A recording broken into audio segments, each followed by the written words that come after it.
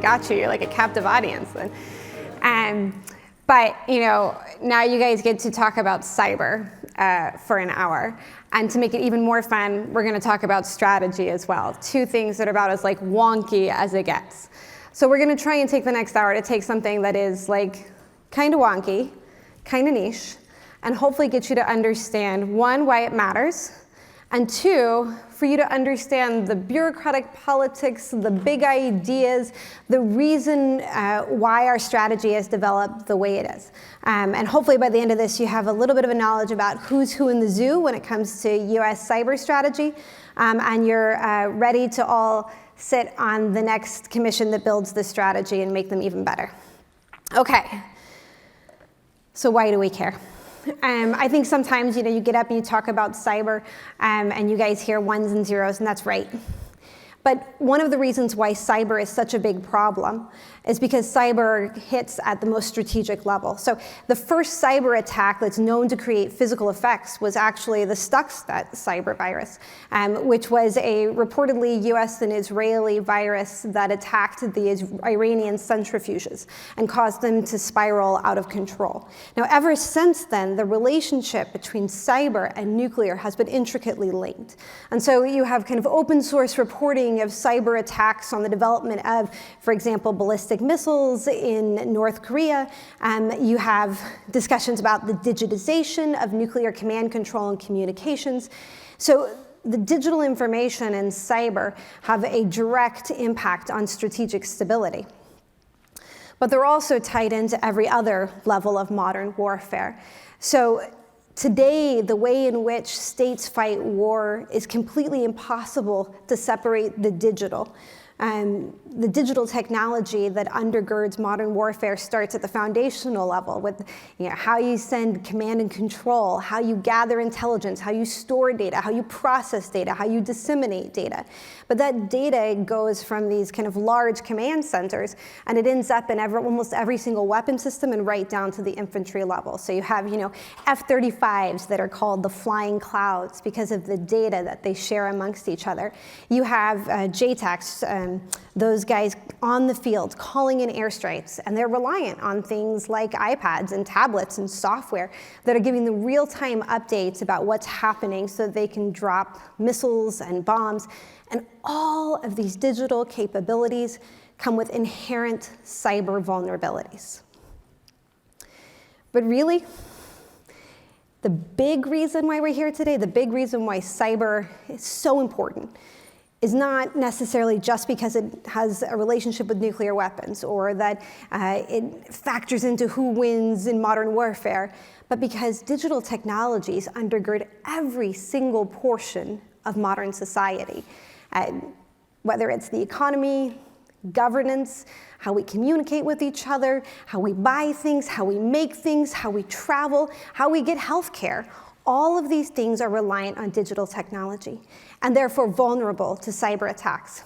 And really, it's the civilian world in which we see the vast majority of these digital attacks and the effects of cyber. All that's to say, cyber is a big, gnarly problem.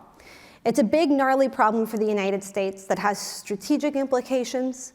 It has operational warfare implications. And more importantly, it has implications for the civilian world, for economies, for governance, for how we interact. When you have a problem that is this big, that is this gnarly, and this difficult to deal with, it becomes very difficult for the federal government to figure out how they're going to harness their limited resources to deal with the problem. And that's where strategy comes in. Because the purpose of strategy is to take these gnarly, difficult problems and assign priorities and goals to signal to adversaries. And then, at the best, strategies actually delegate lines of effort so that everyone in the federal government knows this is what we care about, this is why we care about it, and this is who does what. It seems pretty simple. That doesn't show up in most strategies. So most strategies have some elements of these things, but are often lacking in some of them. It is very difficult to do all of these things well. So why do we need this strategy in the US? Why is this so difficult? there is an internal threat, but there's also a really significant external threat. So the external threat includes, and this is kind of the list that comes down from the Department of Defense in terms of their prioritization. You have Russia, China, North Korea, Iran, and a series of different ransomware actors. And I think when I briefed this a few years ago, I probably would have put Russia first and then China. It's hard to know kind of who is the best in this bunch. Russia certainly was assessed to be the best, but has done not as well in Ukraine as would have been expected. But what has been remarkable is how good the criminal actors have become, and how pervasive ransomware and other criminal cyber acts has really defined the cyber landscape. And so you have this really complicated landscape where you have both state actors and non-state actors, and yet the federal government needs to figure out how they're going to deal with both of them. So what does the US do? So we're gonna go back in time. We're gonna go back to the mid-2000s, which were like the good old days. For you guys, that might seem a long time ago. For me, that was a second ago. So the first strategies start in the mid-2000s to the early 2010s. Those were golden years for me, but I'm gonna say these were golden years for cyberspace. So if you guys wanna like get into your time zone, like we're before, like in your time capsule, and you're like, before Facebook was really bad, there wasn't really a Twitter, like the internet was still this place where you were sharing information, where you all of a sudden had so much more knowledge, that e-commerce was booming.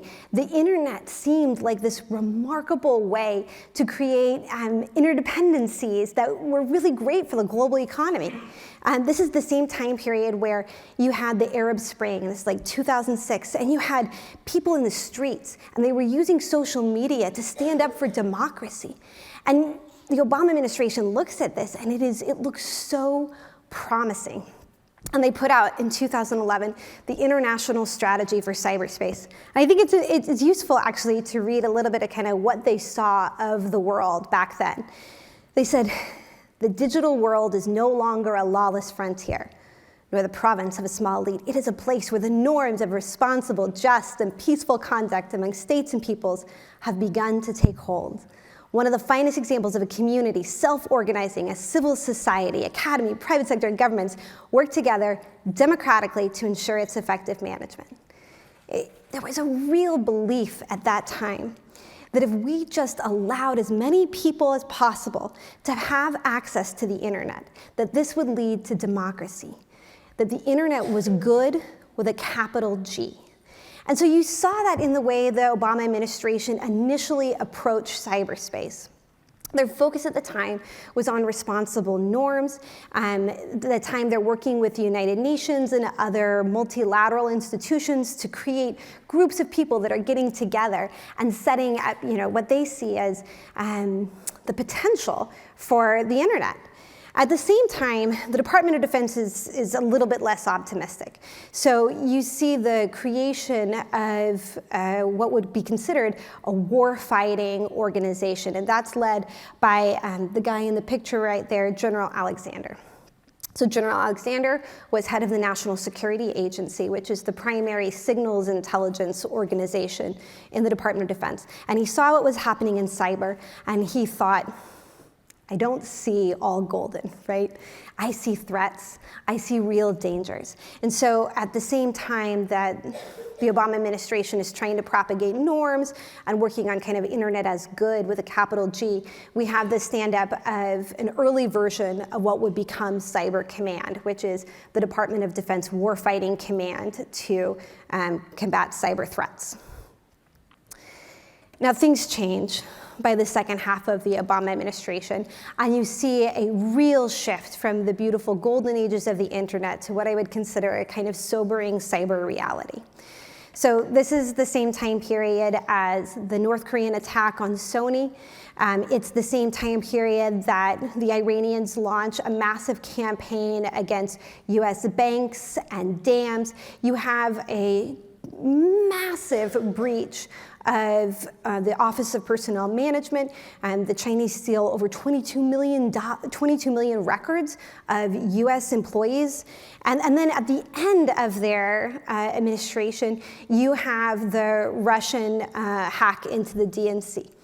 So what looked beautiful and promising slowly starts turning into a bit of a cyber nightmare for the Obama administration. And they adjust as they start seeing, hey, there's actually a lot of threats here. And it's not that the internet will necessarily create democracy, but that it can actually become a threat to democracy. And that's like a pretty big shift for the administration. They are trying at this time period to organize the federal government to deal with cyber. And this is a beautiful, this is what we call an eye chart. So it's really hard to read, right? I'm sure some of you guys have done some like graphic design courses. This is horrible. This was the document during the end of the Obama administration that delineated who did what in the federal government. So every single bullet, every single word, every single acronym on this page went through about 500 iterations. What you're seeing here is the unofficial, official lines of effort and responsibility for the US government under the Obama administration. So what's really significant about this is a representation of a huge bureaucratic fight. So you see three big organizations there. You see DOJ and FBI, you see DHS, and you see DOD. What is interesting is what each of those is going to do. So under the Obama administration, the Department of Defense actually plays a relatively small role when it comes to cyber strategy. So the focus is defend the nation from attack and deter. The primary for most of the protect missions, that's most of the attacks that are occurring against what we call the .com, the civilian portions of the United States, as well as the .gov, so that's the federal, is Department of Homeland Security, which at the time is a really new organization. So the Department of Homeland Security is kind of scrambling here. They have a whole lot more responsibilities. Meanwhile, the Department of Defense is not super thrilled about DHS, which is this like upstart, slightly annoying agency, having so many roles and responsibilities. They're effectively the lead in the vast majority of cyber attacks that are occurring. And then you have DOJ and FBI, and DOJ and FBI are in charge of dealing with all crime. So all of a sudden, the Department of Defense, which is the largest organization in the federal government, it's also potentially the organization that like kind of first identifies that this is a really big problem and threat. It's really a sideline player. So DOJ, FBI, and DHS are far more powerful when it comes to this. Just so you guys know, you can write this down. This is called the bubble chart. And if you talk to anybody who was doing cyber between the years of like 2012 to 2016, and you say, hey, I saw the bubble chart, they'll be like, oh. Like it'll be a moment. You guys will share something. So this becomes an extremely important document. And it represents actually kind of the first motion, the first kind of forward motion that the US government takes towards actually aligning objectives with lines of effort. So I can make fun of them a lot, but this is actually like a pretty significant advancement right here for US strategy. So that moves us into the Trump administration. Now, it's complicated, right?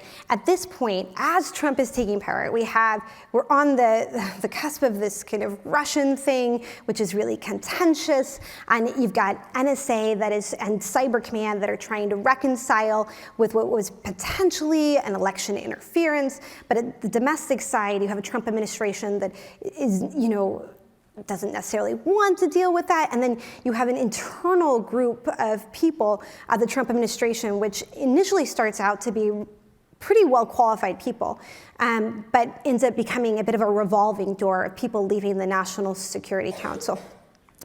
So I put here Cyber Unleashed ? What it really was kind of ignoring cyber. But at the same time, the people who are in charge used that kind of space to experiment. So we go from the Obama administration, and the Obama administration that focuses on deterrence, be prepared, let's work on norms against attacks on critical infrastructure.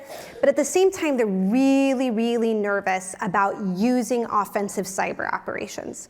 So they build this entire authorities process, which makes it extremely difficult for any offensive cyber operations to be approved. Basically, you have to have the Department of State, the DOJ, the DHS, all them and the NSC, all approve an attack before the Department of Defense can take an attack. So you don't see a lot of offensive cyber happening during the Obama administration. And in fact, recently General Nakasone testified that there is no public evidence of any offensive cyber attacks that occurred under the Obama administration. And the real concern here is about escalation. They thought that if we used offensive cyber, that this would open a Pandora's box, and therefore they were keen to show restraint. So the Trump administration comes in and they're much more risk acceptant. You have new folks in charge at the Department of Defense and in the Office of Secretary of Defense's office. Meanwhile, you have Paul Nakasone, who is now in charge of Cyber Command, and he's a tactical commander who is extremely forward-leaning. So in 2018, a new DoD cyber strategy comes out. It actually comes out before the national security strategy, which is kind of a no-no, but they lean for it. They decide to take the initiative. And the DoD cyber strategy introduces this concept of defend forward. They don't define it.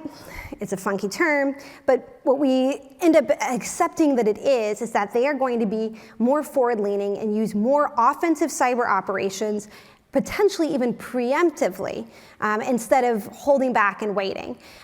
They decide that they aren't as worried about escalation, that they think that the US can take cyber attacks without leading to violence.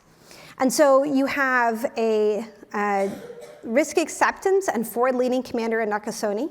You have a Trump administration that isn't really watching everything that's going on and has created all these new authorities for the Department of Defense.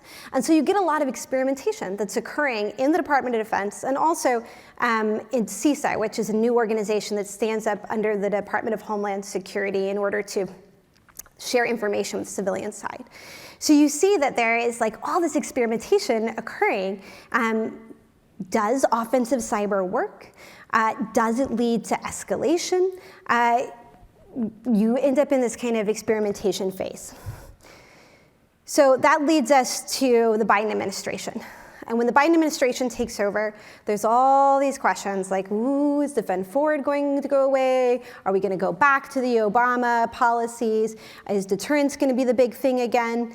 And I think what we end up getting is a bit of it's actually not a huge shift from the Trump administration. It's just more like a maturation of it. So I'm going to call this the cyber rebalance and resilience. See it? I tried.